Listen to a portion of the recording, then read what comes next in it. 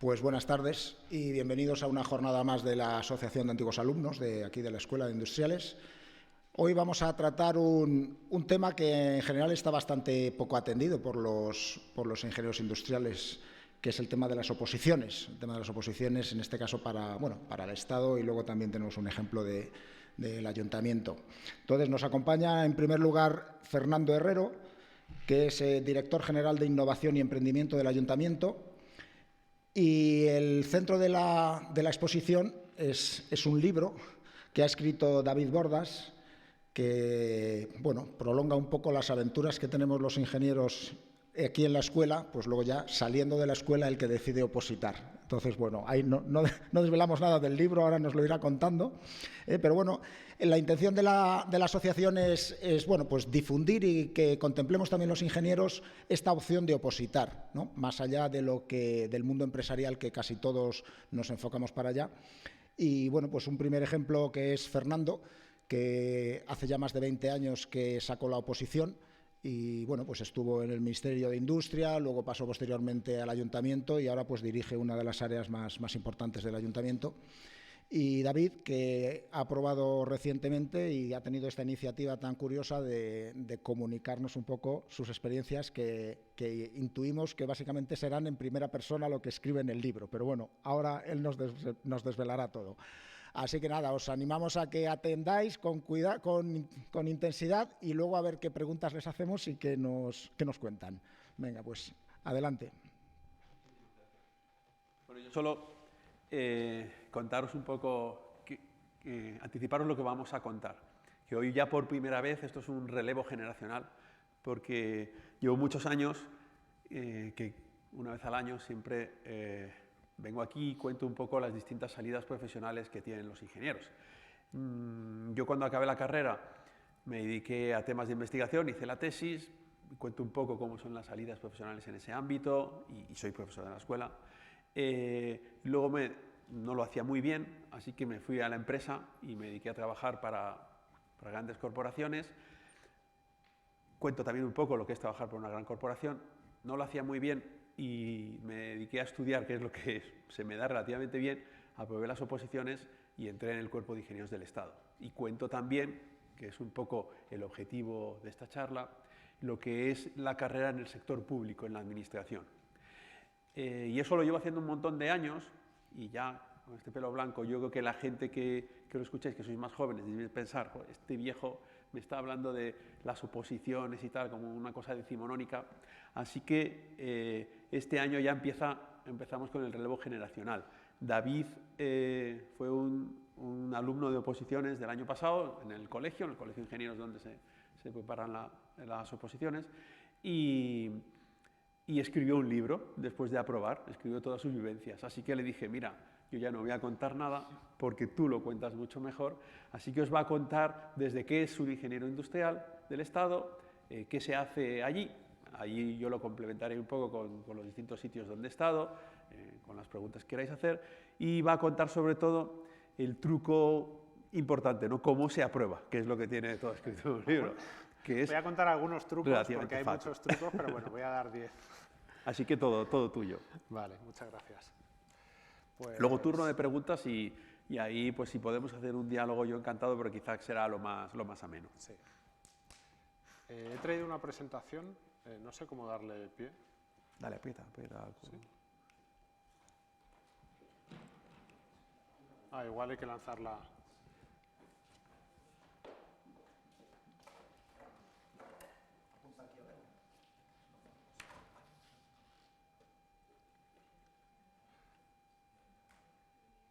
Que no estaba. Vale, ahí ya está. Bueno, sí, perfecto. Bueno, pues muchas gracias por las presentaciones. Yo me llamo David Bordas, soy ingeniero industrial del Estado desde hace bien poquito. Mi último examen fue en diciembre de 2022 y me incorporé a la administración en fue en diciembre de 2021, aprobé el último examen y me incorporé a la administración en junio de 2022. Y nada, desde el periodo que tuve, desde que aprobé el último examen hasta que me incorporé a la administración, que tenía un montón de tiempo, pues me dediqué a escribir un libro del que os hablaré al final de esta presentación, pero para empezar la voy a enfocar bueno, lo que pone aquí, cómo convertirse en ingeniero industrial del Estado, las claves para acceder al cuerpo y una visión de lo que podéis encontrar, qué es lo interesante que podéis encontrar opositando a este cuerpo y cuáles son sus ventajas. Bueno, aquí tenemos un repaso de lo que vamos a ver en la presentación. El primer punto sería cuál es el interés de acceder al cuerpo de ingenieros industriales del Estado. Para acceder a este cuerpo hay un proceso de oposición, en qué consiste. Un tercer punto de esta presentación se va a centrar en qué hay que hacer para aprobar la oposición. Y una vez que entendemos todo este proceso, vamos a entender cuál es el trabajo que hace un ingeniero industrial del Estado y cuáles son los típicos destinos en los que se incorpora para trabajar. Y luego en el punto 5, donde podéis encontrar más información, que os voy a avanzar, que es en mi libro donde vais a poder encontrarla. Pero eso llegaremos en el punto 5. Bueno, empezamos con el primer punto. ¿Cuál es el interés de acceder al cuerpo de ingenieros industriales del Estado? Sabéis que un ingeniero industrial es un tipo de ingeniero generalista que es capaz de dominar muchas materias distintas y que tiene salidas laborales tanto en el sector privado, que probablemente hayan venido representantes de empresas a contaros lo que hacen en su empresa y que postuléis para ellos, pero hay otro tipo de salidas laborales que también son muy interesantes, que son el sector público, que son de las que he venido aquí a hablaros yo, y voy a intentar convenceros para que optéis por esta vía. Vale, el sector público, ¿qué es lo que me ofrece? Pues todos sabemos que el sector privado es fundamental, porque concretamente el sector industrial, las empresas de nuestro país son aquellas que van a generar los bienes y servicios que después los ciudadanos van a consumir, y entre tanto se produce un intercambio de capitales a cambio de un precio convenido por las dos partes, y gracias a esto se generan flujos económicos, se genera empleo, etc. Este proceso es fundamental y es el que lleva a cabo el sector privado. Sin embargo, también hay una parte del sector público que puede ser muy interesante y que tiene ciertas ventajas respecto al sector privado. Voy a contar aquí algunas de ellas. Fernando creo que no está de acuerdo en todo. El primer punto es la carrera profesional que podéis desarrollar como ingenieros industriales del Estado. Normalmente os vais a orientar o al sector industrial o al sector energético tradicionalmente, aunque al final de la presentación veremos que hay otros sectores. ¿Qué tipo de desafíos vais a encontraros en el trabajo? Pues uno de ellos sería impulsar una industria nacional, es decir, las empresas españolas industriales que sean competitivas a nivel internacional, que sean más respetuosas con el medio ambiente, etcétera. O a nivel energético, vosotros vais a intentar fomentar que la manera de producir energía o de consumir energía en nuestro país pues, provenga de fuentes que sean autóctonas, respetuosas con el medio ambiente, o aquella que se adapte con las políticas públicas que imperen en ese momento. Estos son algunos de los ejemplos de la carrera profesional. Servicio público.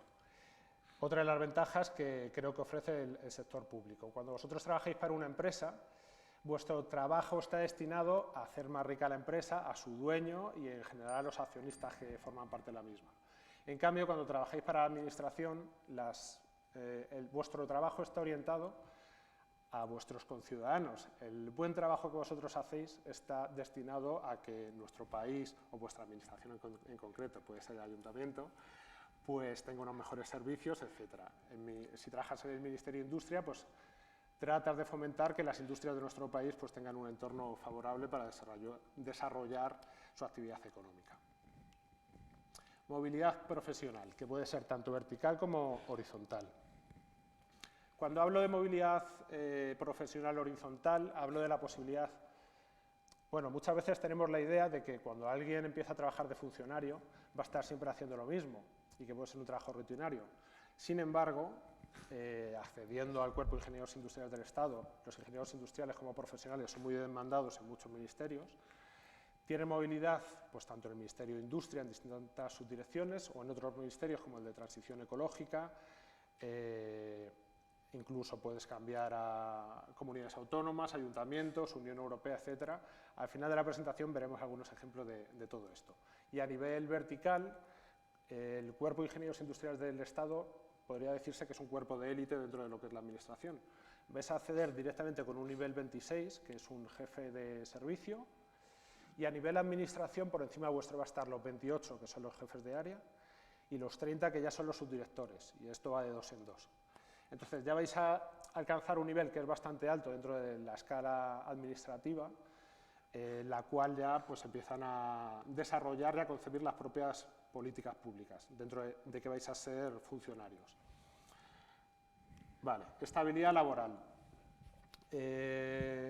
Pues uno de los defectos, desde mi punto de vista, del sector privado, en cuanto a cuando eres empleado de una empresa, es muchas veces la inestabilidad a la que te encuentras sometido, sobre todo en algunas situaciones, como puede ser recientemente una pandemia, o por ejemplo otras situaciones como puede ser un sector de actividad agotado, competencia que venga de terceros países, etcétera, que pueden hacer que tu puesto de trabajo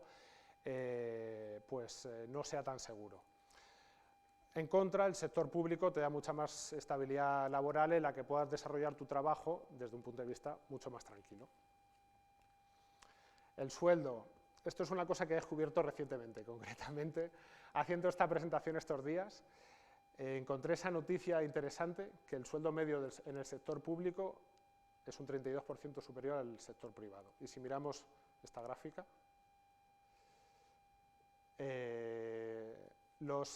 si dividimos los sueldos, Fernando creo que no está muy de acuerdo. Luego, ¿sí? Lo que me parece es que no es sostenible. Ah, bueno. Pero bueno, que sepáis que vais a encontraros con un sueldo bastante competitivo y bueno, esta gráfica es una imagen de ello. Conciliación familiar. Desde el punto de vista de que ten una familia sin miedo a los techos de cristal. El sector público es un lugar ideal para ser capaz de desarrollar tu carrera profesional y a la vez tener una familia y conciliar. Tiene muchas facilidades para ello. Y finalmente he puesto como ventaja la autorrealización. Esta autorrealización vendría al final del proceso de oposición, una vez la has aprobado, pensando que sacarse esta oposición es un reto enorme, y pensar cómo os sentiríais después de planificar, cómo vais a ir ascendiendo. Yo lo concibo un poco como subir el Everest, una montaña gigantesca, que es inalcanzable de primeras, pero poco a poco vas trabajándola y subiéndola hasta que en el mejor de los casos llegas a la cima y te sacas la plaza. Pues la autorrealización desde el punto de vista de que si eres capaz de sacarte esta oposición, a mí me pasó, te das cuenta de que eres capaz de otros grandes retos. Es como un autodescubrimiento.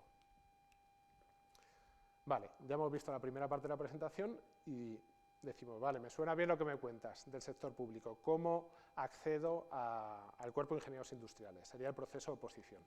Sabemos que para hacer una empresa sería a través de una entrevista de trabajo, para acceder al cuerpo de ingenieros industriales o a cualquier puesto de funcionario sería a través de una oposición. Aquí he puesto la imagen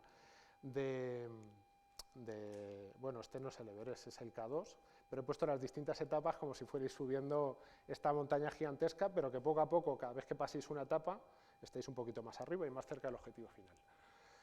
Las etapas serían la publicación de la oferta pública de empleo, en la que se publica cuántas son el número de plazas que se requieren para los distintos cuerpos de la Administración.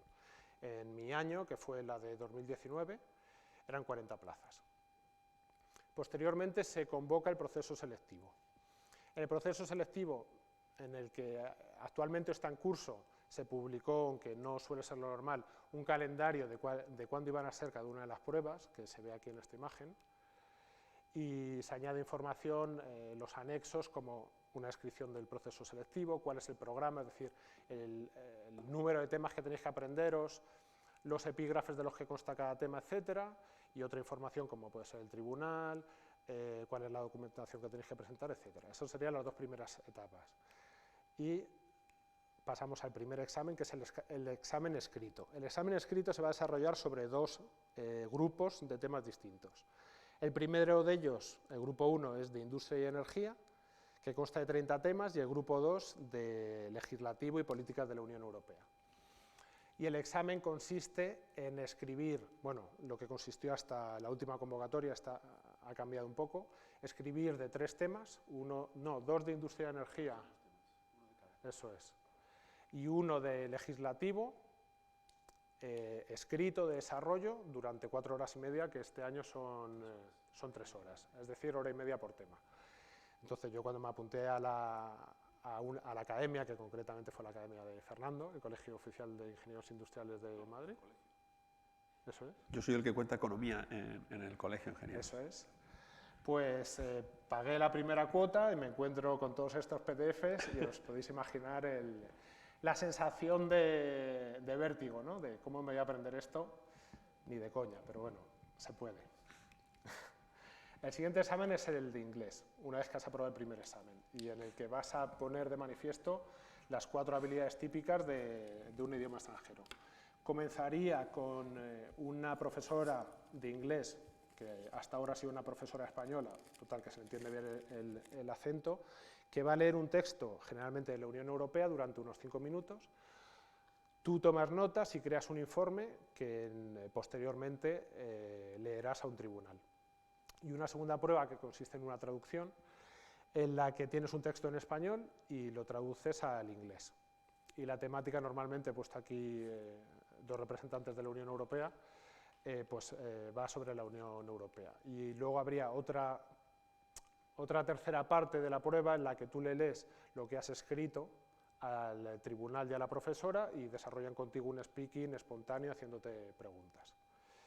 Este año, como novedad, esta prueba, si tienes un título de un cierto nivel, creo que es un nivel B2 o C1 oficial, pues podría convalidarse. Si has superado el primer y segundo examen, tienes un examen optativo para subir nota, que puede ser en idioma francés o en idioma alemán. En mi caso personal, que yo había trabajado en Francia, pues opté por el francés. Y nada, pues consiste más o menos en una especie de entrevista de trabajo, que el profesor de francés te va haciendo preguntas y tú le respondes y ve qué tal te desenvuelves. Esto solo para subir nota. El examen oral, este es el más difícil de todos. Si imaginamos la montaña, pues sería, no sé, subir desde el primer tercio hasta casi la cima, porque es el más difícil de todos, y si lo superas, quiere decir que ya estás muy cerca de sacarte la plaza. Y entenderéis por qué, porque es que es muy difícil, es el más difícil con diferencia, consta de 3 grupos de temas, de 30 temas cada uno, el primero de ellos de economía, microeconomía, macroeconomía y políticas públicas, el grupo 4 sobre teoría empresarial y teoría administrativa, y el grupo 5 sobre leyes y políticas públicas. Y la manera que tienes de presentárselo al tribunal es a través de un examen oral, un examen cantado se dice, en el que tienes 1 hora para desarrollar 3 temas sacados al azar, uno de cada grupo de temas, y tienes 60 minutos para cantarlos, lo cual te deja 20 minutos por tema. Tienes que hablar a toda velocidad para contar el máximo de información posible. Esa sería una de las claves para probarlo. Vale. Y si ya habéis aprobado este examen, que ya estáis muy cerca de la cima, llega el examen práctico, que el objetivo es que pongáis de manifiesto que todo lo que habéis aprendido hasta ahora, que son, si hacemos recopilación, los 60 temas del primer examen y los 90 del tercer examen, 150 temas, ponerlos de manifiesto a nivel práctico en trabajo que podría ser asimilable al que se hace, por ejemplo, en el Ministerio. ¿Qué tipo de cosas te preguntan? Por ejemplo, una documentación que no has visto nunca, una comunicación de la Agencia Internacional de la Energía o de la Comisión Europea, textos que pueden ser cientos de páginas, te hacen preguntas específicas sobre los mismos, tienes que responderlas en poco tiempo. Y también, tradicionalmente, ha entrado contenido sobre análisis contable, matemáticas financieras, para ser capaces de analizar empresas y, en función de eso, ver si es conveniente darles ayudas a empresas, por ejemplo, que es un tipo de trabajo típico que se hace en el Ministerio de Industria. Vale, ya hemos entendido el proceso de oposición. ¿Cómo hacemos para aprobar esta oposición? Hay un montón de consejos y yo lo he dejado en 10 tips porque tenemos un tiempo limitado. Y bueno, el primero de ellos, la formación y el contenido. La primera pregunta que os podéis hacer, ¿cómo voy a soltarles aquí 150 temas al tribunal? Bueno, pues yo os recomiendo apuntaros a una academia, ellos os van a dar el contenido necesario de cada una de las temáticas que aparecen en la oposición y vosotros tenéis que resumirlas, aprenderlas, practicar, etc. El tiempo es oro. Según estéis estudiando os daréis cuenta que no sobra tiempo, sino más bien todo lo contrario. El tiempo os falta y, por tanto, todo el poco tiempo que tengáis, porque siempre es poco tiempo, tenéis que aprovecharlo hasta el final. Yo aquí pongo 3 subconsejos, que sería no malgastar ni un minuto, es decir, el tiempo que tengáis para estudiar, solo estudiar, tener todo el material necesario y estar relacionado con el punto anterior, no perder tiempo en estar buscando en internet, etcétera, sino fiaros de un contenido que sea profesional y completo y con el que podáis desenvolveros y centraros en eso, porque si no vais a perder mucho tiempo. Y luego una filosofía que es ayuda a tu yo del futuro, que si hoy habéis sido muy eficientes y habéis cumplido vuestros objetivos de estudio un poco antes de lo normal, pues ayuda a que igual avances un poquito el día siguiente y así si mañana tienes un imprevisto que te haría alargar el estudio, pues como te has ayudado, pues acabas a una hora razonable, porque la idea no es que acabéis totalmente quemados. La planificación es fundamental y en muchos casos va a ser el bálsamo en el que os podáis acoger cuando penséis que os queda muchísimo, porque la planificación, si estáis cumpliendo cada una de las etapas, podéis estar tranquilos de que vais bien preparados. Yo distingo 2 tipos de planificación, que es la planificación a largo plazo y la planificación semanal o bisemanal. La de largo plazo es aquella que tiene un ojo en cuál va a ser la fecha del examen y entonces estima cuál va a ser, cuánto es el número necesario de vueltas que necesitas para darle a los temas, porque con una vez que te estudies un tema no va a ser suficiente, y entonces en función de eso vas a programar a qué ritmo deberías ir avanzando. Y luego está la planificación semanal y bisemanal, en el que en un planning, en una especie de calendario, pues tenéis de lunes a domingo, mañana y tarde, cuáles son los temas que os vais a estudiar y repasar o resumir en cada uno de esos días. Porque la idea es que cuando empecéis el lunes por la mañana, no estéis pensando a ver qué tema me apetece estudiarme, sino que ya lo tengáis previsto y directamente ocupéis todo vuestro tiempo en resumirlo o en memorizarlo. Actitud. Para sacarse esta oposición hay que tener una actitud muy concreta y ya he destacado aquí 6 puntos que creo que son clave. Uno de ellos es el esfuerzo. El esfuerzo no es negociable, no hay atajos, o sea, os vais a tener que esforzar un montón.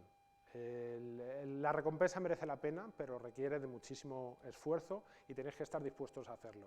Lo bueno de esto es que estáis estudiando, bueno, algunos quizás seáis estudiantes todavía, pues estáis estudiando una carrera que es muy difícil y en cuanto al esfuerzo de estudiar, pues sabéis en qué consiste. Esto sería llevarlo un poco a un nivel posterior.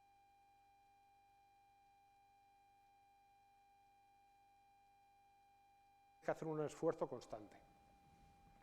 No agobiarse ni ser obsesivos. El estarse agobiando lo único que hace es que termines perdiendo tiempo, pierdas energía que tienes que estar ocupando en ese tiempo que es oro, en estar aprendiendo temas. Pues yo recomiendo quitarse de dramas dentro de lo posible, no obsesionarse con lo que todavía no entendéis, porque antes o después lo vais a terminar entendiendo. También relacionado con esto está el ir paso a paso, no ver la montaña completa y tratar de saltarla de un salto, porque es imposible, sino estar contentos con cada pequeño progreso que vais haciendo, y los progresos van a ir día a día. Quiere decir que si tú te has planteado que te vas a estudiar un tema por la mañana y por la tarde te vas a repasar 2, y llega a las 8 de la tarde y lo has cumplido, es que vas en la buena dirección. El foco. Quiere decir que si estás focalizado en un único objetivo, que es sacarse la oposición, es más fácil que consigas alcanzarlo. Es decir, que si te dedicas a estudiar y a trabajar a la vez, pues ya empieza a ser más difícil, y si ya pierdes tiempo con otras cosas, sobre todo en tu tiempo de estudio, pues todavía más. Te tienes que centrar exclusivamente en repasar, en estudiar y en resumir. Y el sexto es poner toda la carne en el asador. Yo recomiendo no estar especulando con el esfuerzo, es decir, tratar de sacároslo a la primera. Si queréis, muchas veces da pereza porque dices, me apetece estar más tiempo con mis amigos, con mi pareja, con mis padres, pero yo concibo esto como si fuera una inversión. Inviertes todo al principio para sacártelo lo más rápidamente posible y después tener todo el tiempo del mundo pues para disfrutar de los beneficios del sector público que he presentado al principio y para dedicárselo también a las personas que te importan. El quinto objetivo sería colaborar con otros. Personalmente, mientras opositaba, hice un amigo en la oposición y nos comunicábamos a menudo, nos íbamos preguntando cómo íbamos. Eso ayudaba a no sentirse solo en todo este proceso en el que te tienes que sentar un montón de horas a estudiar. Y luego pues también nos intercambiábamos resúmenes, nos planteábamos preguntas uno a otro, y esto hace que potenciéis vuestras capacidades, mejoréis y avancéis los dos en la misma dirección. El apoyo de tus seres queridos. Bueno, si estudiamos de acuerdo a la planificación que nos hemos planteado, que hemos establecido que es necesaria para aprobar esta oposición, pues tendremos unos horarios, en mi caso iban de 8 de la mañana a 8 de la tarde, y si sois fieles a esos horarios, vuestros seres queridos los van a entender y se van a adaptar a ellos y os van a apoyar. Entonces, por ejemplo, aquí están mis padres y mi pareja, que fueron una parte fundamental en todo este proceso. Pues igual las comidas familiares yo las reservaba al domingo, o si quería ir a dar un paseo, pues era a partir de las 8 de la tarde. No vais a dejar de hacer cosas, vais a empezar a hacerlas a partir de unos horarios en los que ya hayáis terminado de estudiar. El descanso, bueno, idealmente, lo ideal sería sacarle el máximo de horas posibles al estudio, pero no somos máquinas, tenemos que descansar. Y yo concibo tres tipos de descanso. Sería el descanso diario, en la que vosotros os planteáis cuáles van a ser el horario de estudio, en mi caso ya digo que fue de 8 de la mañana a 8 de la tarde, y luego entre medias para comer, incluso tenía un ratito para dormir la siesta. Y el descanso venía a partir de las 8 de la tarde, que ya tenéis disponibilidad o para hacer deporte con amigos o daros un paseo, lo que os dé la gana. Luego está el descanso semanal. Yo estudiaba 6 días a la semana. Estudiaba de lunes a sábado y el domingo lo dedicaba para cualquier cosa que no fuera la oposición. Es decir, me olvidaba totalmente y me iba pues, a hacer lo que me apeteciera. A mí me gusta ir al campo, pues aprovechar para ir al campo. Y luego el tercer tipo de descanso, que es el descanso entre horas, según vais estudiando más y os vais dando cuenta de que sois más efectivos, yo este tipo de descanso tampoco lo tenía programado. O sea, yo lo reduje bastante y ya está. Pues yo creo que es un tipo de descanso espontáneo que surge, pero que para mí no es tan necesario. Luego hay consejos específicos para memorizar. Vais a tener que aprenderos 150 temas. ¿Y cómo vais a memorizar todo eso? Bueno, ya adelantaros que memorizar en una posición es hacerlo como lo hacíamos en el colegio. Es decir, leerse un párrafo, tapar el texto, tratar de repetirlo de memorieta, si no te acuerdas ponerte a escribirlo, etcétera, ¿no? Pues una de las claves para memorizar y para acordaros de esos temas, porque una vez que vayáis por el tema 57, pues a ver quién se acuerda del tema 1, ¿no? Es darle muchas vueltas, pasar muchas veces por cada uno de los temas. Yo para el primer examen hubo algunos temas que llevaba con 9 vueltas, para que os hagáis una idea. Luego la especialización también está bien para ser capaces de memorizar, por ejemplo, estudiar en una misma semana temas que sean similares entre sí, por ejemplo, juntar temas que sean del sector energético. Y luego otro tercer consejo sería utilizar tablas y reglas mnemotécnicas para aprenderse leyes, listas, registros, etcétera. Y en el libro que he escrito, pues meto alguna de estos truquillos que yo utilicé para memorizarme cosas que es imposible que las pueda razonar. Hay que ser lo más eficaz posible porque el tiempo es limitado. La filosofía sería, la primera prioridad es el estudio, después viene todo lo demás. Quiere decir que si tienes que hacer fotocopias, pues bueno, haz fotocopias, pero que sea a partir de las 8 de la tarde. O programa en tu planning que ese tiempo que no va a ser para el estudio se va a dedicar una vez que hayas hecho el estudio, precisamente. Y otro consejo sería hacer una sola tarea hasta acabarla. Es decir, que si estáis resumiendo, no te obsesiones con que no te acuerdas bien de lo que repasaste ayer y te pongas a repasar las 7 propiedades que tiene el sector de la innovación, por ejemplo, sino que acabéis de resumir y una vez que hayáis acabado, pues ya os ponéis con otra cosa. Y el 10º consejo sería generar una personalidad a prueba de bombas, en el que hay que permanecer optimista, en el que yo recomiendo prestarse voluntario siempre, por ejemplo, las tutorías, tratar de salir de la zona de confort, analizarse y estar en una búsqueda de mejora continua. Y luego hay una técnica muy particular que yo utilicé ya para el examen oral, que es la visualización o coaching, en el que un improvisado coaching, en este caso fue mi pareja, te hace ver un momento difícil, te Te dice, relájate, imagínate que estás en el tercer examen delante del tribunal, te van haciendo preguntas y eres capaz de irlas solucionando. Bueno, pues en esto consistiría un poco más desarrollado el proceso de visualización o coaching. Ya hemos visto cuáles son, cómo se ha aprobado la oposición o algunos consejos y en qué consistiría el trabajo de un ingeniero industrial del Estado. Una vez que ya accedemos al ministerio en el que vayamos a trabajar o al organismo público.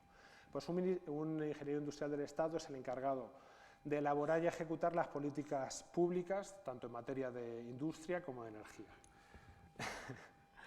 Y luego tiene otras funciones complementarias típicas del ingeniero industrial del Estado, que serían labores de fomento, gestión de proyectos industriales, en la elaboración de regulación específica de sectores como puede ser la industria, la energía, las telecomunicaciones, etcétera.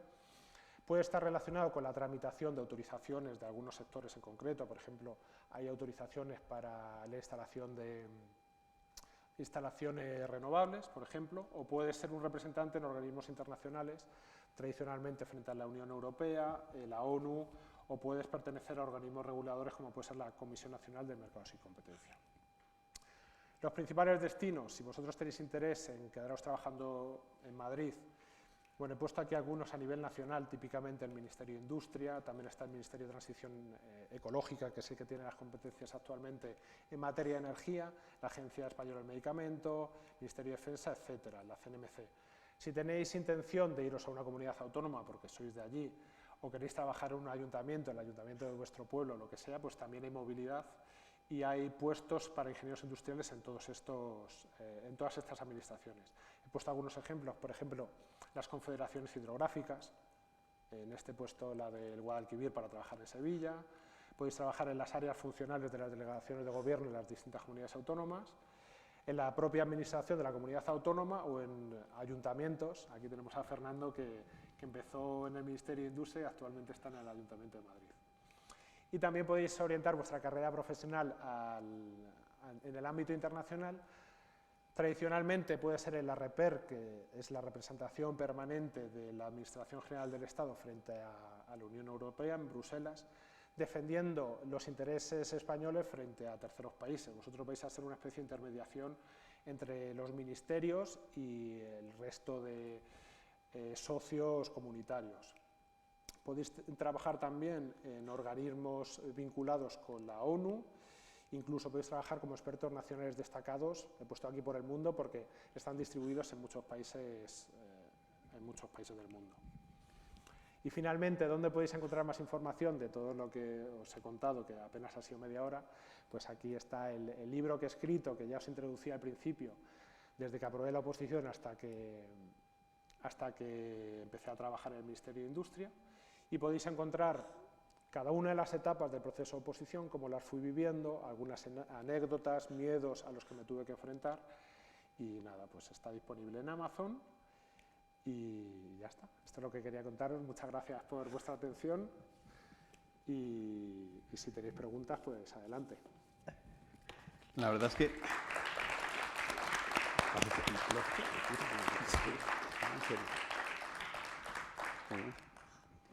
Pues oye, la verdad es que me ha gustado mucho cómo lo has contado, porque mi vivencia es muy lejana.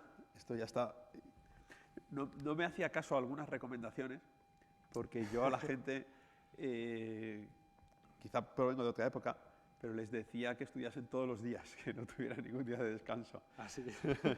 Ni los domingos. Y los domingos. Yo me saqué la oposición un poco distinto porque yo trabajaba. Entonces tuve que hacer dos cosas, que también se puede sacar trabajando perfectamente.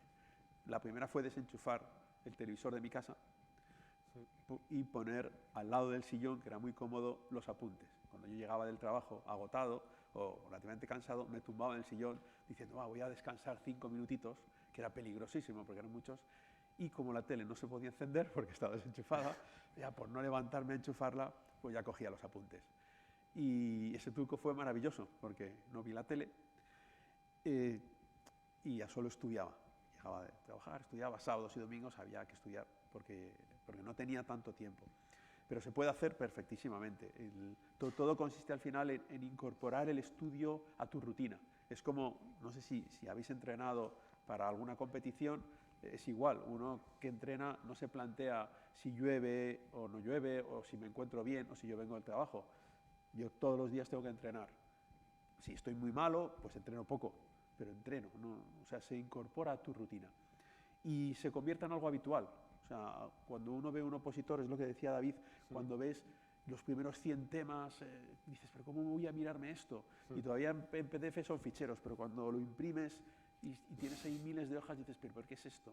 Y cuando empiezas a estudiarlo y ves que todo está condensado, que no es como en los libros, donde el típico libro de 300 páginas, hay 20 que son chicha y que lo demás es, bueno, pues porque si no, el libro no tiene grosor.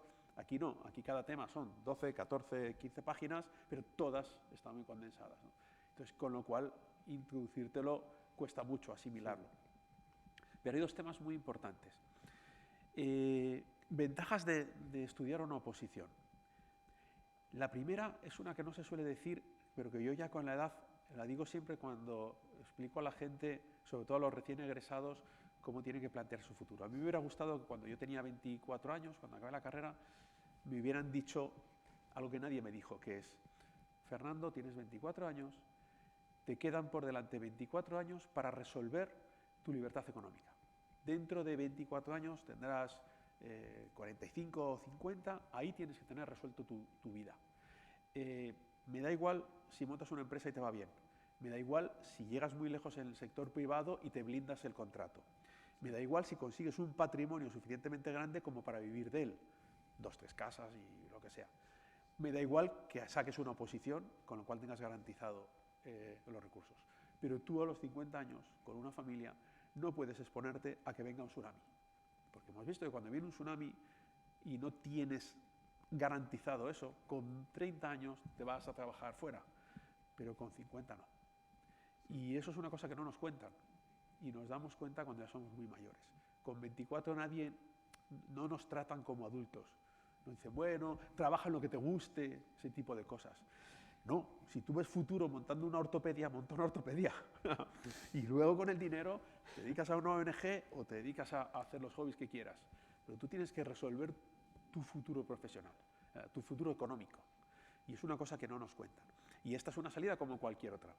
La realidad es que la mayoría de la gente no lo resuelve a esa edad y vamos como podemos. Lo que he dicho de blindar un contrato si llegas muy lejos en el sector privado o de montar negocios como para vivir de ellos o de tener un patrimonio suficiente, pues es una cosa que no todo el mundo consigue. Pero el problema es que con 24 años ni te lo planteas de manera estratégica en tu vida y se debería. La segunda cosa que yo creo que es muy importante es que esa cantidad de información que te estudias en un año o en 2 o en lo que tal estudiar la oposición no es baladí, te cambia completamente. De hecho, ya no puedes tener amigos porque aprendes de cosas que ya no, esas tertulias del bar de yo creo que la economía va bien o va mal o el Tribunal Constitucional hace esto o lo otro, ya te das cuenta de que ellos, que no lo han estudiado, hablan por lo que dice la prensa. Sí. Tú, que sí que lo has estudiado, tienes unos criterios mucho más formados. Dejan de ser tus amigos, porque tú les dices, no, mira, esto no es así, y no te hacen caso. Pero eso, se quedan cabezones en su punto de vista. Se quedan cabezones, y no lo entiendes. Pero porque estos temas, fijaos, la sociedad cada vez, seguro que lo habéis oído, ¿no? España es una sociedad, como todas, cada vez más polarizada. Una sociedad polarizada no es radicalizada, sino que tú te apegas a unos ideales, sobre todo políticos, y no es porque seamos unos brutos, al revés. Cuanto más profesional es una persona, más se tiene que polarizar ideológicamente, porque tiene menos capacidad de analizar los temas desde un punto de vista amplio.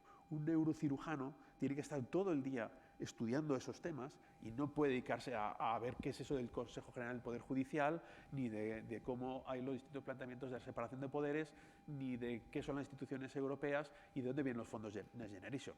No puede, porque no tiene tiempo para estudiarlo, tiene que estudiar neurocirugía. Y a un ingeniero industrial le pasa lo mismo. Al final tienes que saber mucho de química o mucho de nuclear o de lo que sea, y todo esto que he dicho te suena a chino. Y como te suena a chino, pero tienes que opinar, pues de hecho hasta votamos, pues lo que haces es enchufas la radio que sea, la emisora que sea, y lo que te digan te lo crees. Porque lo otro implicaría un esfuerzo en tiempo que no tenemos. Esto trata un poco de soslayar ese tema, no desde el punto de vista ideológico, sino desde el punto de vista profesional. Resulta que cuando sales de aquí, sabes un montón de cosas y, de hecho, no sabes lo que no sabes. Y tú dices, bueno, sí existe una cosa que es el derecho, pero bueno, esas son unas leyes. No, ¿cómo unas leyes? Resulta que la Constitución, lo que está escrito, esos 169 artículos, determinan la vida de toda una sociedad de una manera increíble. El sistema de gobierno, la forma de legislar, la forma de... Todas esas cosas determinan el futuro de la sociedad de una manera increíble, incluso el futuro profesional.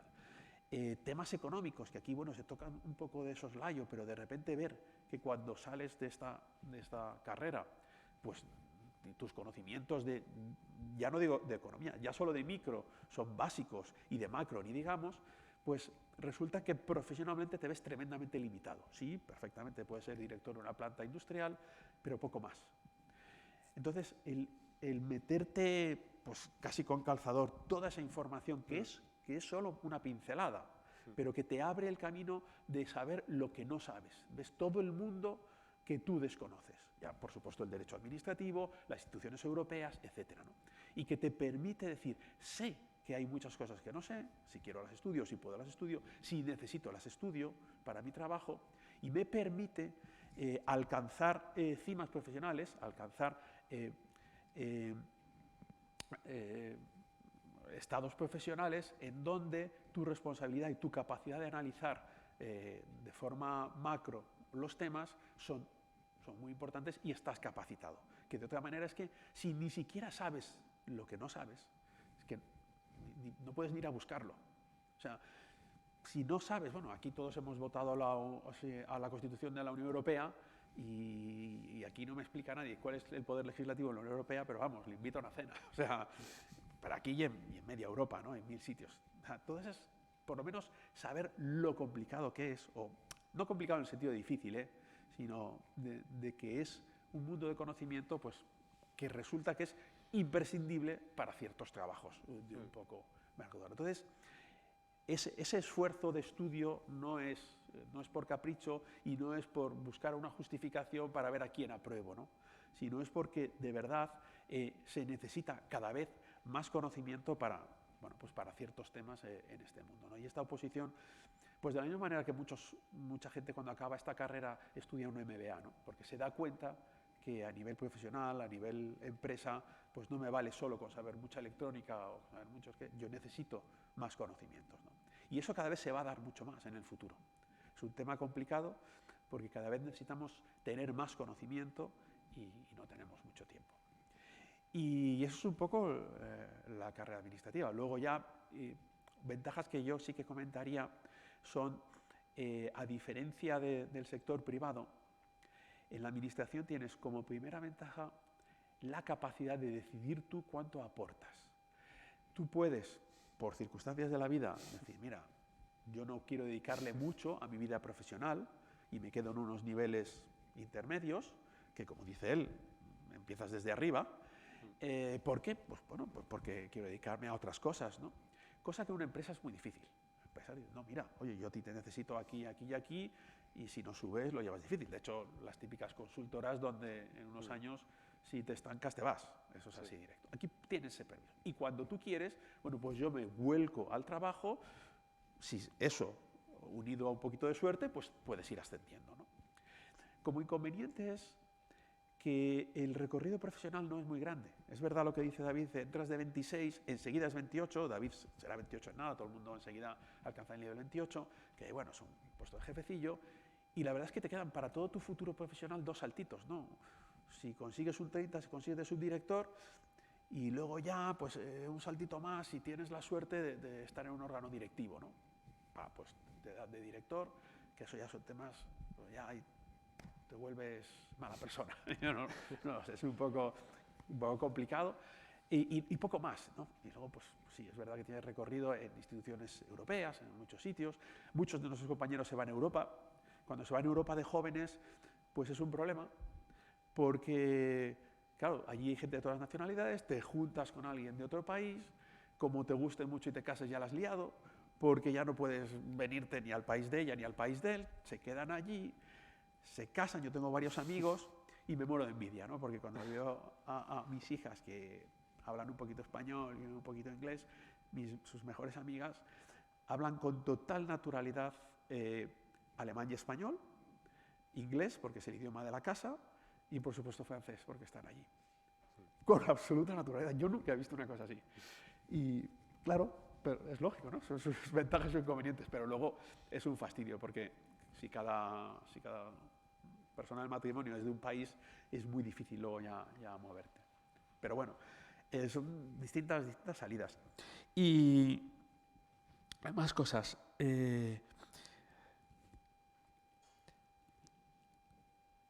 Hay otra cosa, sí, lo del sueldo, y yo no sé si es sostenible esto en España, el hecho de que... Pero va oscilando mucho. El problema también del sueldo es que si te comparas con el sector privado, es verdad que la mayoría de los sueldos en el sector privado ahora mismo no están muy bollantes, y es lógico, y cada vez será menos, porque cuando se sale de la carrera, de esta y en general de todas, lo que tú aportas es muy poco. De hecho, los conocimientos que se tienen cuando tú sales de una carrera de ingeniero ahora no difieren mucho de los que se tenían cuando salías de la carrera hace 20 años. Un poquito, no mucho. En la empresa, una empresa con el conocimiento de hace 20 años, ahora mismo, no duraría ni 24 horas en el mercado. No duraría ni 24 horas. Es decir, nosotros, un recién egresado aquí aporta mucho menos valor que un recién egresado de hace 20 años aportaba en su época. Por eso, los sueldos están directamente vinculados con lo que tú aportas. Aquí esto no es trampa ni cartón, ni porque alguien diga que el salario mínimo tiene que ser este, todo eso son falacias. O sea, a ti se te va a pagar por lo que aportas, porque si no, no compensa y no se te paga. Y si tú quieres que te paguen más, tienes que aportar más. Es verdad que el hijo del presidente le han puesto en un puesto, por supuesto que hay ese tipo de imperfecciones, pero grosso modo, al final es la productividad lo que lo determina. Y es verdad que ahora, en el sector público, pues como el sector privado ha perdido mucha productividad, pues hay mucha diferencia. Pero a diferencia de que los sueldos en el sector público están muy limitados. Tú llegas a subdirector, llegas a director, llegas a ministro si queréis, y eso comparado con un directivo de una empresa es de cachondeo, es de risa. Lógico. Bueno, tú estás en una empresa responsabilizándote de muchísimo dinero y tus decisiones son muy trascendentes, es muy lógico, es muy razonable que, vamos, no tengas ninguna duda que yo te voy a pagar muchísimo dinero. Cuando en el consejo, en la famosa reunión del consejo de administración de RIM, de BlackBerry, esa reunión en donde uno de los consejeros sacó un iPhone y les dijo al resto de los consejeros de BlackBerry: ¿esto tiene futuro? ¡Ja, ja, ja, ja! No tiene futuro, no tiene teclas. ¡Ja, ja, ja, ja! Vale, pues no os preocupéis, seguiremos entonces como estamos. ¿Cuánto hubierais pagado los accionistas de BlackBerry, de RIM? Porque hubiera ahí alguien en el consejo que hubiera dicho: tened cuidado, que esto va a ser terrorífico, que van a desaparecer las BlackBerry, que tenemos que reaccionar. ¿Cuánto le hubierais pagado? Muchísimo. A alguien que pudiera tomar esa decisión. Ese es un poco el valor que se tiene. Y los sueldos allí no tienen nada que ver con la administración, eso sí. Pero bueno, no me enrollo más y abiertos a preguntas, lo que se os ocurra.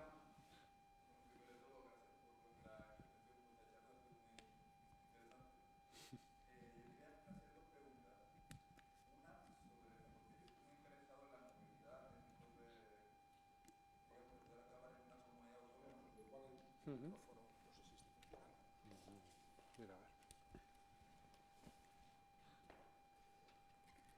La movilidad en las comunidades autónomas, decía. Yo repito la pregunta, ¿vale?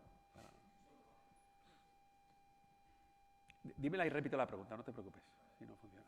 Entonces, un poco por si quieres comentar cómo es el proceso de adquirir el derecho a esa movilidad. ¿Funciona por antigüedad? A ver, es una pregunta que nos hacen mucha gente que no son de Madrid y que quieren trabajar en otros sitios. A ver, cuando se trabaja para el Estado, la mayoría de los puestos están en Madrid. Irse fuera puedes hacerlo, porque hay puestos del Estado, del cuerpo del Estado, que están fuera de Madrid, como son, como él ha dicho, las cuencas hidrográficas, las confederaciones hidrográficas, las delegaciones del gobierno. En cada provincia hay una delegación del gobierno que depende de los ministerios, y algún otro tipo de puestos relativamente pequeños. Esos puestos son fáciles y difíciles de acceder. Fáciles porque cuando hay un puesto vacante es muy fácil de ir, porque nadie quiere ir. Casi todo el mundo quiere estar en Madrid, que es de donde se va a Europa, donde están los puestos más altos, donde hay la más actividad, y sobre todo la gente joven. A esos puestos suele ir gente más, ya para cuando te retiras, ya eres más mayor, etc. Y difíciles de acceder porque cuando alguien está en ese puesto, pues normalmente hasta que no se jubila ya se queda ahí. Por eso digo fáciles o difíciles. Normalmente hay más de una provincia que no tiene el puesto cubierto porque a nadie se le fuerza a ir, y cuando se jubila, como no sea que alguien quiera ir allí, pues no va nadie.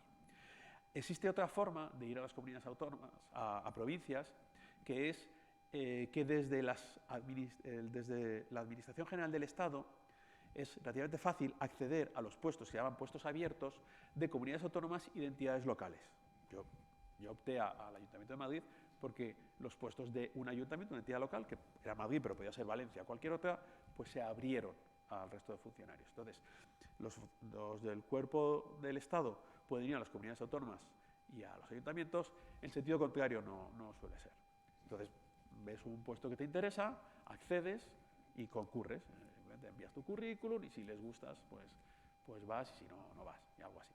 Y hay mucha gente que ha ido a comunidades autónomas así, de esa forma. La segunda pregunta que tenía, un poco sobre la compatibilidad con el resto de tu vida, porque se me quedó un poco el mundo encima cuando David comentaba que estudiaba 6 días por semana, y es que yo, en mi caso, yo trabajo. Entonces, como tú comentabas que pues, que he trabajado mientras lo hacía, aunque sea con un enfoque a largo plazo, bueno, en tu caso, ¿cuánto tiempo tardaste en estarlo trabajando y cómo de realista es compatibilizar el estudio de oposición con un trabajo a tiempo completo? A ver, ¿cómo de realista es compatibilizar estudiar una oposición con un trabajo? Yo te voy a contar mi caso real. Yo trabajaba, pero no tenía un trabajo muy intenso. Yo a las 6 estaba en casa, ¿vale? No es lo mismo estar a las 6 en casa y tener los fines de semana libres y no viajar, que gente que a lo mejor está en una consultora, llega a las 10 a casa o a las 9 a casa y además cada 2 semanas tiene una de viaje. Pues ahí no tienes tiempo material. Yo en mi casa lo tenía muy claro, y yo llegaba a mi casa a las 6, no tenía familia, no tenía ningún compromiso, me quité todas las cosas que me hacían perder el tiempo. O sea, si tú le preguntas a cualquiera qué hiciste la semana pasada, pues después del trabajo, pues te dice, oh, pues el lunes fui a la peluquería, el martes fui a cambiar el aceite al coche, el miércoles es que se me estropeó no sé qué, fui a arreglar tal, y el jueves tuve que ir a comprar no sé qué. Yo corté todo eso de raíz y salía del trabajo. En el coche yo iba estudiando, yo iba leyendo, yo siempre ya iba escuchando temas, iba leyendo. En la comida yo no comía con mis compañeros de trabajo, sacaba apuntes y comía aparte. O sea, me dedicaba todo el tiempo aparte del trabajo. Y llegaba a mi casa a las 6 y hasta la 1 de la mañana, pues todos los días estudiaba sin ningún problema. A las 7, incluso había veces que me relajaba, pero al final le echas muchas horas. De hecho, si tú solo estudias, pues 10, 12 horas al día más no puedes, la cabeza se te embota. Pero si tú trabajas, como son dos actividades intelectuales muy diferentes, la cabeza puede. Tú puedes estar 8 horas trabajando y luego 6 horas más estudiando, sin ningún problema. Y los fines de semana también. Y si te parece muy duro, tú piensa, lee un libro de Charles Dickens de cómo se trabajaba en el 19, o pregúntale a tu abuelo o a tu bisabuelo lo que trabajaba, y entonces te avergonzarás de trabajar poco. O sea, el ser humano tiene una capacidad de trabajo ilimitada. Al principio te puede parecer que es algo muy duro, pero es más el tema psicológico de que piensas, sobre todo cuando eres joven, uy, estoy perdiendo el tiempo, mis amigos se van de viaje y yo no, mis amigos hacen esto y yo no. Mira, no pasa nada. Esto es como él bien ha contado, el interés compuesto. Invierte ahora, porque la inversión de ahora te va a rentar el resto de tu vida. Mi estrategia, y yo creo que fue acertada, es, bueno, me la voy a sacar en 2 años. Yo me la saqué en 1 año. No me la voy a sacar en 2 años. Voy a tope este año. Si sale mal, pues iré a tope al siguiente. Pero no ya a largo plazo. No, porque el hecho de, bueno, pues los domingos libres, ¿no? Aprueba y luego tiras todos los días libres si quieres. te pides un año sabático, pero a tope. Como él bien ha dicho en la presentación, dalo todo, dalo todo. Y no tengas ninguna duda de que el cuerpo humano aguanta lo que sea. Sí. O sea, y si dudas un poco, mira a ver cómo entrena un tío ahora que compita a nivel profesional en cualquier deporte y se parte de risa contigo, de lo que tú estudias. Porque ellos tienen que dedicarse a muerte. Vamos, no hay otra opción, ¿no?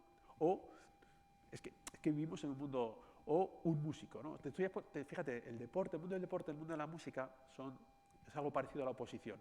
Solo los N primeros pueden vivir de eso profesionalmente, los demás nada. Entonces, tú en el mundo de la ingeniería, tú puedes dedicarte a muerte, entonces serás muy buen ingeniero, pero puedes dedicarte normal y entonces serás de los miles de ingenieros normales que hay. Hay cabida para todos, distintos puestos. En el mundo del deporte no. O eres de los N primeros, o lo demás, dedícate a ser amateur. Entonces, para ser profesional, tienes que ir a tope. En el mundo de la música igual. Si tú quieres tocar una orquesta sinfónica, o sea, no es que tengas que ensayar mucho. O revientas, porque hay miles de tíos y solo hay 2 puestos, o ya no hay puestos para más. Si quieres tocar en la orquesta de tu pueblo en verano, pero no tienes cabida como un medio músico ahí ganándote la vida a muerte. Eso no tiene ningún sentido, ¿no? Pues esto es un poco así. Si yo voy a la oposición, voy a tope porque me la tengo que sacar cuanto antes. También es verdad que la gente que no va a tope se la acaba sacando. Tus compañeros que si no tardas un año, tardas 2, normalmente se la sacan cuando de repente, cuando de verdad toman conciencia de, no, es que aquí o me tiro un año a tope o estoy perdiendo el tiempo. Entonces, eso, asimílalo desde el primer momento, ¿no? Este año a tope. A lo mejor tienes mala suerte y no la sacas, pero todo el trabajo, el estudio que has tenido, te servirá para el siguiente año. No ha sido infructuoso. Voy al siguiente a tope y ya la sacas. Y a partir de ahí ya, bueno, pues como yo cuando aprobé la oposición, y entré de 26, me parece también, y me dije, no, pues mira, y si vienes por las tardes te damos tal productividad y no sé qué. Yo era joven, en esos tiempos. Dije, ¿yo por las tardes? ¿Por qué dices? Yo iba a trabajar con el coche y llevaba la bici atrás o el equipo de escalada. A las 3 de la tarde me subía a la sierra todos los días. Para mí, como decía con un amigo que tenía gallego, con el que la probé, dice, es que esto es como sábado todos los días. Solo que me levanto un poco tarde. Dice, yo todos los días a las 3 me voy a la sierra, nos íbamos a escalar o lo que sea, ¿no? En verano. Y era verdad, o sea, decías, joder, es que tengo toda la tarde. Y luego ya, pues al año siguiente dices, no, ya voy a dedicarme un poco más para ascender, para tener otros puestos, no sé qué. Pero tienes esa posibilidad, ¿no? Pero al principio hay que ir a tope. De todas maneras, para que te hagas una idea de los 39 que aprobamos en mi convocatoria, curiosamente la mayoría eran de primer intento y unos cuantos estaban de primer intento y trabajando a la vez, o sea que no es imposible, que se puede. Yo lo hice estudiando a tiempo completo, pero de la manera adecuada y muy concentrado y dedicando todo tu tiempo a estudiar y poniendo toda la carne al asador, pues se puede.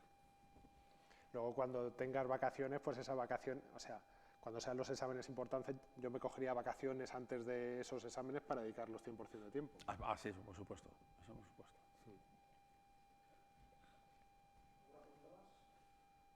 ¿Dudas, preguntas?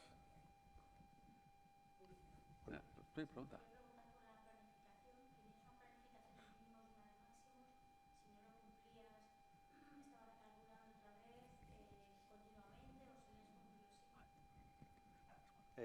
Vale. ¿Sí? Repite la pregunta. Repite la pregunta, sí. Me preguntaba que si la planificación que yo utilizaba, si era de mínimos y máximos, una planificación fija, y si la iba readaptando en función del ritmo de avance, ¿no? Más o menos esa es la pregunta. La planificación que hacía a nivel semanal o bisemanal era para mí como si fuera la ley, digamos. Yo hacía todo lo posible para adaptarme a ella. Y eso implicaba, pues lo que os he dicho antes, de primero estudiar y después todo lo demás. Si yo me ponía como hora para acabar las 8, pero si no me quedaba un epígrafe por aprenderme, pues estiraba hasta las 8:30. Entonces, la idea principal es que el planning que tenéis es en el que tenéis que basaros, pero el planning debe ser realista, debe ser ambicioso y, bueno, debe ser ambicioso en un primer lugar y en un segundo lugar realista. Quiere decir que si es demasiado ambicioso y todos los días os dais cuenta de que no llegáis a memorizaros, por ejemplo, 2 temas al día o repasaros 5 o lo que sea, pues ese planning ya no tiene ningún sentido, tenéis que readaptarlo. Y sí, pues sí, lo readaptaba en función de si veía que era imposible. De hecho, cuando no conseguía mi planning me frustraba. Y decía, pues eso, ya empezaba a pensar que no era capaz, que el resto de personas tenían una capacidad de memorización mejor que yo, etcétera. Pues guardando la cabeza fría y tú ves el planning a largo plazo, ¿soy capaz en vez de estudiarme 2 temas al día, 1 y 2 repasos? Sí, me cuadra. Venga, pues entonces lo readaptas. Y ya tienes la planificación para la siguiente semana. Y si te va bien esa planificación, pues sigues un esquema similar para la siguiente. Así es como yo hice. Yo he hablado sobre el momento en el que empezar a estudiar. Cuando se publica la oferta de empleo público y una persona que decide opositar, ¿va tarde ya de cara a esa convocatoria o se decide empezar a opositar cuando hay un proceso ya en curso? Aquí te respondo yo. Pregunta cuándo hay que empezar a estudiar, si cuando sale la oferta de empleo público o antes o si ya va tarde. A ver, las oposiciones del Estado tienen la ventaja de que se convocan todos los años, a diferencia de las oposiciones de las comunidades autónomas o en los ayuntamientos que se convocan de vez en cuando. Tienen el inconveniente también de que, como se convocan todos los años, pues se crea un cuerpo de opositores, un grupo de opositores profesionales, ¿no? ¿Cuándo hay que empezar a estudiar? En el momento en que decides ir a por ello. Ya. No se ha convocado la oposición, no importa, sabes que se va a convocar. Cada minuto estás ganando. Que se ha convocado hace un mes y hay gente que ya ha empezado y tú no, empieza. Uy, entonces es muy difícil que apruebe. Bueno, pues a la siguiente, pero empieza ya. Y por supuesto, intentas ir a esta. Voy a suspender casi seguro. Bueno, una experiencia. Que vale 30 euros las tasas de examen, ¿no? O 20 y pico, lo que sea. Pero vas ya. O sea, es muy clara la respuesta. Es cuando decides que vas a estudiar la oposición, ya te pones a estudiar a tope. ¿Cuál es el porcentaje de éxito de la gente que se prepara versus la que pasa? ¿Y se suelen cubrir todas las plazas o no? No, en los últimos años es increíble, pero han salido tantas plazas que no se cubren todas las plazas. De hecho, este año que se ha juntado, si no me equivoco, la que venía arrastrada del 2020, COVID todavía. 2021 y 2022. Sí, han salido 200 plazas. Ahora mismo, el examen que hay ahora, que está en curso, de esas 200 plazas, al primer examen se presentaron unos 250, que han aprobado el primer examen 100 y pico. O sea, ahora mismo debe haber como unos 130 personas para 200 plazas. Y todavía queda el tercer examen y el cuarto. Se quedarán plazas vacías seguro, muchísimas. Y eso está pasando en los últimos años. No conseguimos que haya ingenieros industriales suficientes para estudiar esta oposición. Eso es un problema. No se animan. Eso no quiere decir que el hecho de que queden plazas vacantes implique que sea fácil. Al revés, el tribunal se lo tiene un poco subido y si no das el nivel no te aprueban. Pero vamos, es una ventaja porque compites contra ti mismo. Eso es. Simplemente tienes que estudiar un montón, todos esos temas que enseñaba David, hay un montón de PDFs y con eso tienes mucho ganado.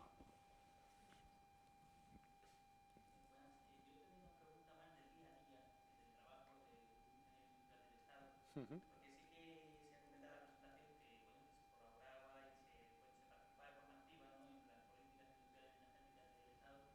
Pero claro, yo quería preguntar un poco ya como curiosidad de hasta qué punto se puede incluir o si te puede venir a lo mejor político del que dependa el ministerio o la entidad local en la que estés y te puede decir, no, eso no puede ser así. Bueno, claro. A ver, yo en mi caso, por ejemplo, que soy hermano directivo y que soy el responsable de plantear la estrategia, en mi caso tengo suerte, digamos, y tengo mucha libertad, pero yo me tengo que ceñir a unos planteamientos, claro. O sea, a ti te vienen y te pueden decir, mira, pues tenemos que hacer una línea de apoyo a tal sector. Tú puedes decir, bueno, este sector no es interesante. Bueno, pues vale, asumo tu criterio, pero el político es el que ha sido elegido por los ciudadanos y es el que tiene, en última instancia, el que marca las directrices, ¿no? te hará caso, más o menos, si te ha puesto ahí es porque se fía de ti y entonces te escuchará, pero él es, como representante popular, el que tiene que marcar esas directrices. Y entonces te dirá, bueno, pues hay que ir en este sentido, en este otro. Y tú le puedes explicar, yo me dedico mucho a explicar, no, mira, tal, la económica, sí, pero no sé qué. Pues bueno, pues hay que hacerlo. Es lógico, ¿no? Es igual que cuando estás en una empresa, hay un consejero que dice, hay que hacer esto. Y tú a lo mejor crees que sabes más del tema, y es probable que sepas más. También es verdad, hay que entender que tú tienes una visión menos amplia, porque cuanto más arriba estás, tienes una visión más amplia, ¿no?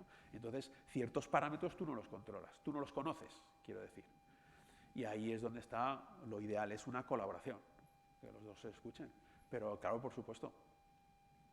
Yo, si quieres, te cuento mi caso personal de estos meses que llevo en la administración y puedo contar en qué consiste mi trabajo, para que entendáis en qué consistiría el día a día de un funcionario ingeniero industrial del Estado y de qué manera puede interferir la voluntad política en el trabajo del día a día.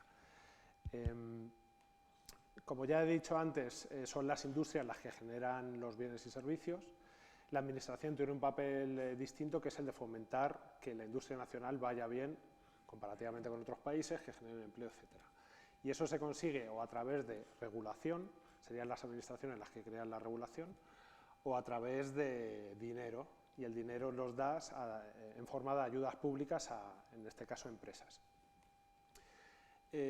Cuando llegó el COVID, os acordáis que Europa aprobó muchísimo dinero, como 750.000 millones de euros, a repartir entre los estados. A España fue el segundo país que más dinero recibió. Y ese dinero no era... De la M1. El 10% de la M1, de la masa monetaria. El 10%. Ese dinero no está destinado a que lo dieras sin ningún fin específico. Había un fin concreto que era la recuperación económica del país, hacer un tejido productivo resiliente y la transformación digital, porque se considera que eso es necesario para que nuestras industrias sean competitivas, y la transición ecológica para que nuestras industrias, nuestro Estado en general, sea cada vez menos contaminante y llegar al objetivo de cero emisiones, que seguro habéis escuchado porque no se habla de otra cosa. Entonces, esa manera de instrumentalizar ese dinero que nos llegó de Europa era a través de ayudas a las empresas con un fin concreto, a través de distintos programas. En el programa en el que yo entré es el PERTE del vehículo eléctrico y conectado, que ha salido algunas veces en las noticias, y que tiene el objetivo de hacer que España desarrolle el tejido industrial necesario en la industria del vehículo eléctrico y conectado, porque considera que es el futuro tanto industrial como ecológico, pues del planeta y concretamente en nuestro país, ¿no? España, que es el octavo, el noveno productor mundial de vehículos, pues no podía perder esa oportunidad. ¿Qué hacemos nosotros los funcionarios? Pues hay que darles dinero, pero no se lo vamos a regalar. Entonces, vamos a plantear una normativa, un tipo de reglamento específico que se llama orden ministerial, que es una orden de bases, en la que fijamos cuáles son los requisitos, igual que en una ley que pones artículo 1, artículo 2, artículo 3, quiénes pueden ser los beneficiarios, cuáles son las condiciones para concurrir a este tipo de ayudas, cuál es el dinero que se le puede dar, qué tipo de proyectos pueden presentar para acceder a estas ayudas, etc. Entonces sería un trabajo de concepción de qué es lo que necesitan las empresas, cómo lo puedes plasmar dentro de la normativa, por supuesto pensando que tienes un marco como la Constitución del que no te puedes salir y las propias leyes y luego el marco que fija la Unión Europea, y eso es un tipo de trabajo que yo he estado desarrollando. Tanto la redacción de la orden de bases como la convocatoria de ayudas, y una vez que llegan todas esas solicitudes de las empresas, que son cientos de solicitudes de empresas de toda España, tienes que estudiar si el proyecto que te presentan de inversiones es coherente con lo que tú les pides y si es viable. Por ejemplo, si tú quieres que inviertan en maquinaria cada vez más eficiente para que nuestras industrias sean más eficientes, pues ves si sus máquinas para producir vehículos utilizan, no sé, si son más eficientes, te presentan el proyecto y tú lo estudias. Te puedes apoyar por ejemplo, en empresas públicas como Traxa, aquí tenemos un compañero mío, pues que hacen todo este análisis de las solicitudes. Y también hay que hacer un seguimiento de las inversiones. No les vas a dar el dinero gratis. Si tú has dicho que vas a desarrollar una fábrica de baterías, pues que realmente exista esa fábrica de baterías, si no devuelves el dinero. Y bueno, ese es un poco el trabajo que estaba haciendo. Decíais que... Bueno. que Bueno, perdona, y termino. La injerencia del poder político un poco. Cuando hemos desarrollado este PERT, el vehículo eléctrico, nosotros optamos por un tipo de concurrencia, la concurrencia competitiva, que se considera más justa porque todos presentan las solicitudes, pero como hay elecciones a final de año, pues igual dijeron, pues a ver si podéis hacer esto, pero con una concurrencia abierta en la que se van presentando solicitudes y así ya podemos ir anunciando que se van dando ayudas a empresas españolas. Pues eso podría ser un ejemplo de que lo que desarrollas como técnico puede tener después una orientación en función de la voluntad política del momento. Ya está. Sí, perdona. Sí. Decíais que se quedaban plazas desiertas. ¿No se crea bolsa de interinos de ninguna manera? Este año, justo en esta última convocatoria, la que está presente, sí que se ha dicho que se va a crear una bolsa de interinos, pero para todos los cuerpos de la Administración. Es una cosa que yo no creo que se haga. Los interinos es algo que en los grupos más bajos de la Administración sí que hay, y que en las comunidades autónomas y en algunos sitios sí que hay. En el Estado no, es un problema muy gordo.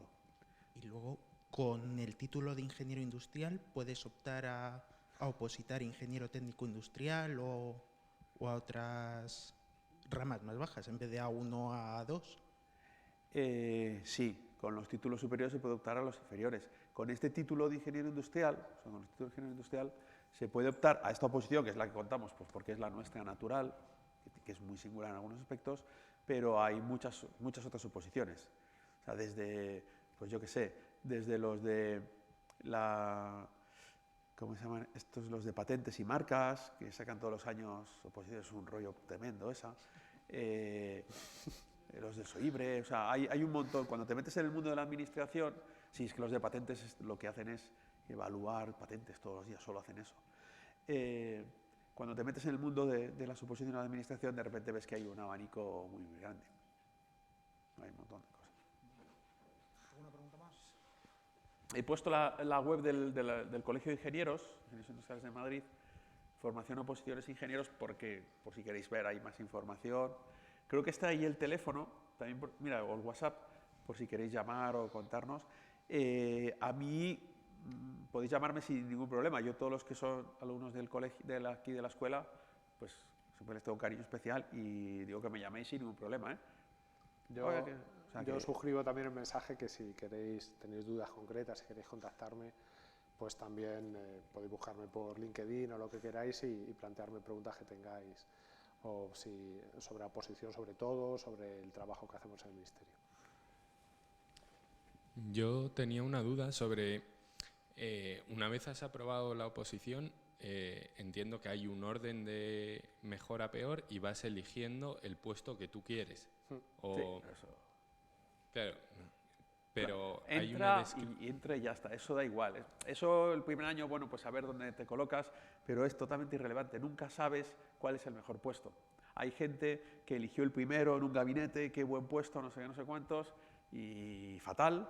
Y hay otra gente que eligió el 25º en un puesto por ahí perdido, que justo a los 6 meses se jubila su jefe y le ascienden, y a los 2 meses no tiene a nadie de subdirector y tal, ¡pum! Y en un año de repente es subdirector. Y nunca lo puedes saber cuál es el buen puesto. Claro, pero ¿hay una descripción del puesto en sí? O...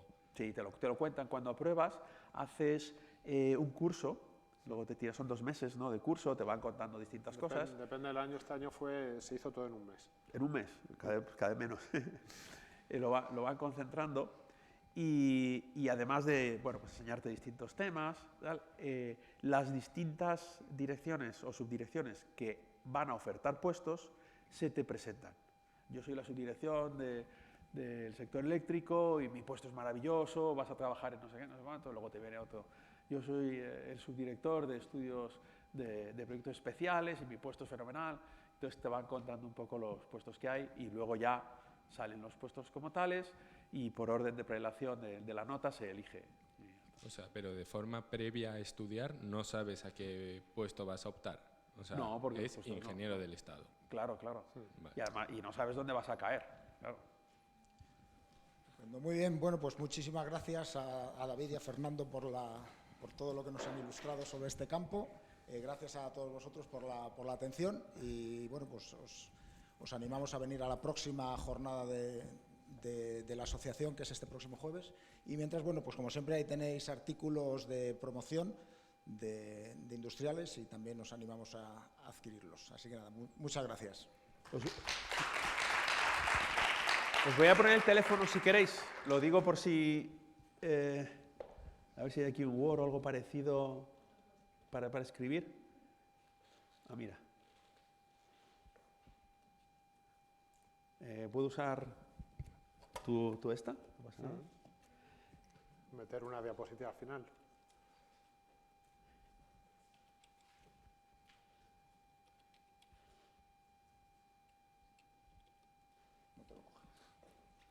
Vale, por si... Ahí está, así es. Por si alguien está interesado, que apunte, que me llame. Ya me conocéis. Joder, muchas gracias, David. Lo has hecho fenomenal.